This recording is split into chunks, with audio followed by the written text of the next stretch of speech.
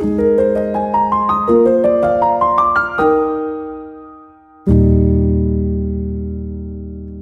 irmãos são da Maranata, né? Congregam na Maranata. E eu, com muita alegria, congreguei lá nesse ministério 10 anos. Fiquei lá na Maranata 10 anos, conheço um pouco a história.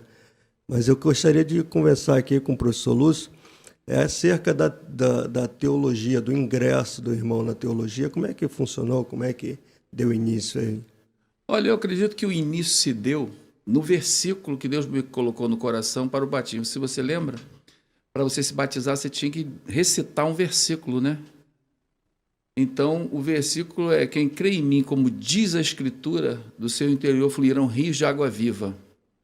Né? Então, eu quando li esse versículo, né, ele traduziu muito a minha entrada para a teologia, porque eu não fui convertido na emoção, eu fui convertido na mente, depois entreguei o coração. Muita gente entrega o coração, eu glorifico a Deus por isso, mas comigo não, eu não queria uma religião, eu queria a verdade, entendeu? Então, eu fui até para a escola dominical ainda sem ter uma experiência, embora eu tivesse tido em casa uma presença, mas não sabia que aquilo era presença, não sabia que aquilo já era Deus trabalhando.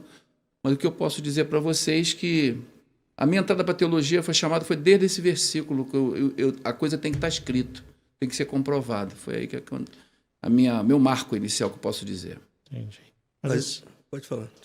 Só não cortando, meu irmão. Mas você sua família já era de cristão? Como é que... Fala um pouquinho disso para nós. Não. Eu era casado, já tinha um filho já, a Nália, minha esposa, o Lucinho, eu tinha uns 3 anos de idade. E era apenas um latino-americano sem dinheiro no banco, com a boca escancarada, cheia de dentes, esperando a morte chegar. E isso é que me trouxe uma questão existencial que a gente pode falar mais tarde. Isso na Maranata? Esse ingresso foi na Maranata? Eu me converti aos 33 anos, na idade de Cristo, né? E estou com 61 anos agora, né? Na mesma igreja. Né? E nasci, cresci e dando fruto na Maranata até hoje. Hoje, como o irmão já falou, né? Eu fui de aluno do IBM, hoje sou coordenador do IBM, Instituto Bíblico Maranata, Campo Grande. Legal. A Maranata, só para a gente tocar um pouquinho na história, né?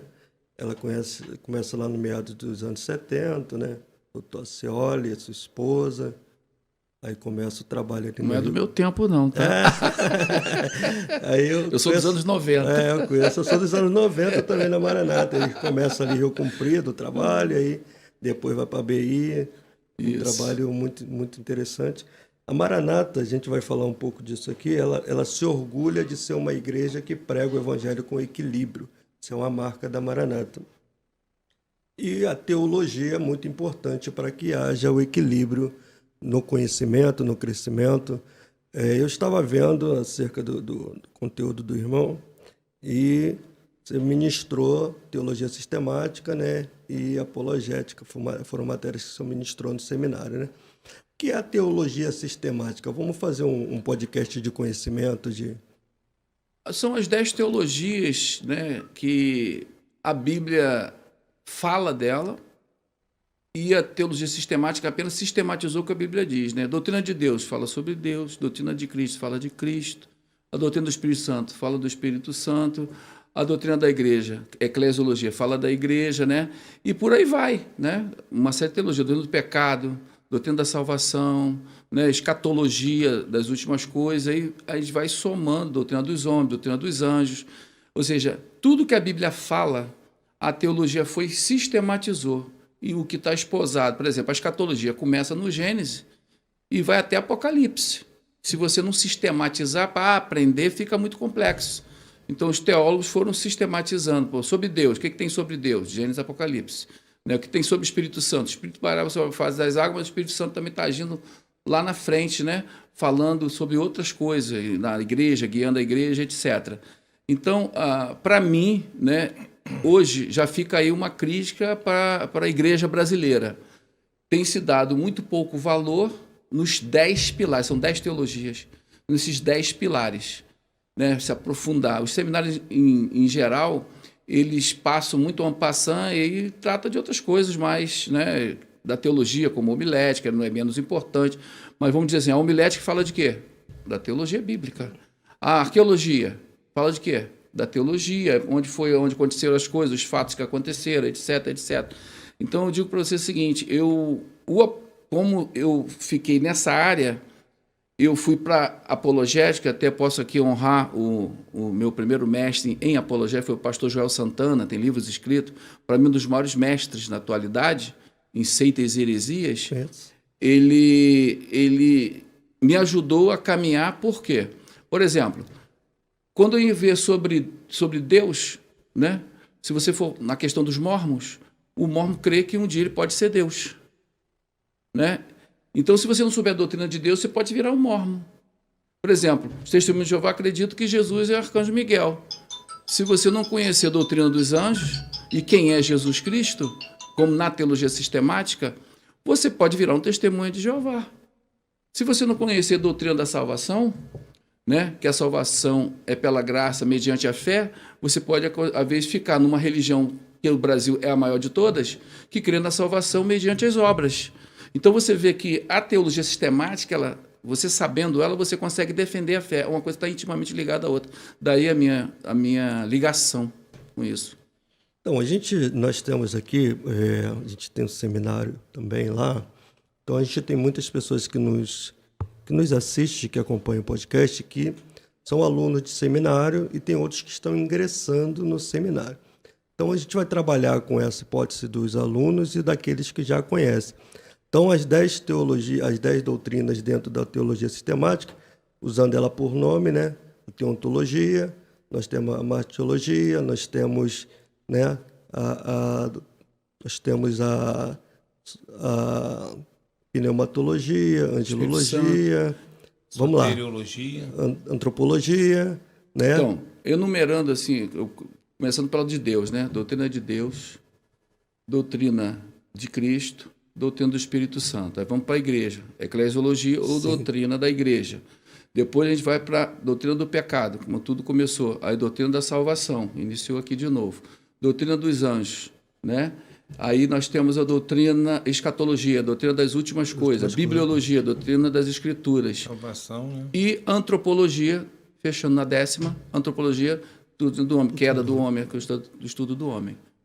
Questão da escatologia, como é que o senhor tem visto, principalmente nesses últimos tempos aí que... Tema da minha monografia e bacharel em teologia. Eu fiz...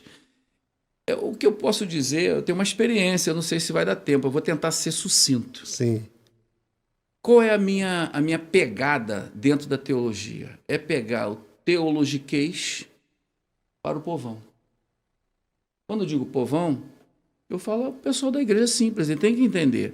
Se a teologia são as coisas de Deus, ela tem que ter guarida, né? Eu dou só um exemplo. João mandou que as cartas de Apocalipse fossem lidas nas igrejas. Ah, mas Apocalipse tem muito chifre, muito dragão, muito não sei o quê, né? Tem muito detalhe. Agora, como é que se lia nas igrejas? Os mestres liam nas igrejas e explicavam para o povão, que era até com menos acesso que o pessoal de hoje. Baseado nisso, e em outros exemplos que eu não quero citar aqui, eu entendo que se o teólogo ou aquele que é mestre não consegue traduzir algo que está aqui para o povão, nós temos um problema muito sério. Porque Deus não deu a palavra para os mestres. Os mestres são apenas um instrumento de divulgação e facilitação, né, professor Ângelo? Do caminho. Então, a minha experiência, incrivelmente, eu fiquei 23 anos no Ministério do Adolescente, eu fiz um trabalho de ensinar escatologia para os adolescentes.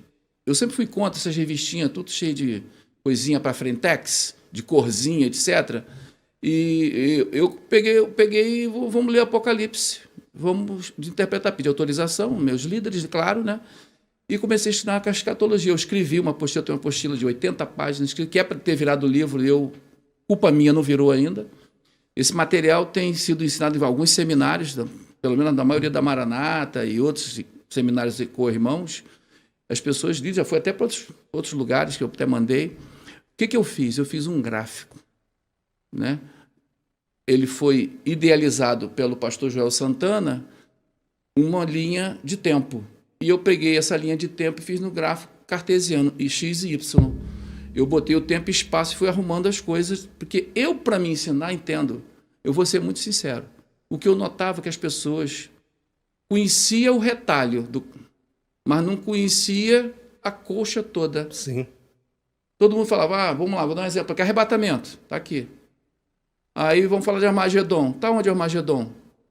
Volta de Jesus em glória, está aqui. Mas vem cá, qual a diferença entre arrebatamento e volta de Jesus em glória? Grande tribulação, milênio, pré-milenial, pós-milenial. Cada um falava de uma coisa com propriedade, mas isso aqui está onde? Eu ficava preocupado com isso. Então, o tema da minha monografia foi justamente essa: facilitar e ordenar esse conhecimento de forma que eu falo que na aula, você foi meu aluno, você sabe disso. O meu aluno tem que saber escrever num guardanapo, né? Num guardanapo, numa conversa aqui como a gente está tendo, fazer o gráfico todinho, básico, para que ele tenha na cabeça toda a história bíblica. A escatologia é isso. A escatologia nós estamos vivendo ela agora, nesse momento que a gente está conversando aqui.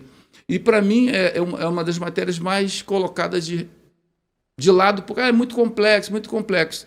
E a gente conseguiu que os adolescentes da igreja, que iam de 13 a 17 anos, fizemos uma feira de escatologia, com os 7 eventos escatológicos, em ordem cronológica. Eles fizeram uma barraca de cada um e todas as classes, cada domingo, passeavam, entravam na era da igreja, que era primeiro, no caso são 8 estações, né? Depois arrebatamento, depois, né, a boda do cordeiro, grande tribulação, aquela coisa. Eles passavam, cada domingo, várias classes passavam e os adolescentes deram aula. Eu consegui desmistificar que adolescente não tinha capacidade de aprender coisas profundas. Segunda desmistificação, que escatologia era uma coisa só para os doutos.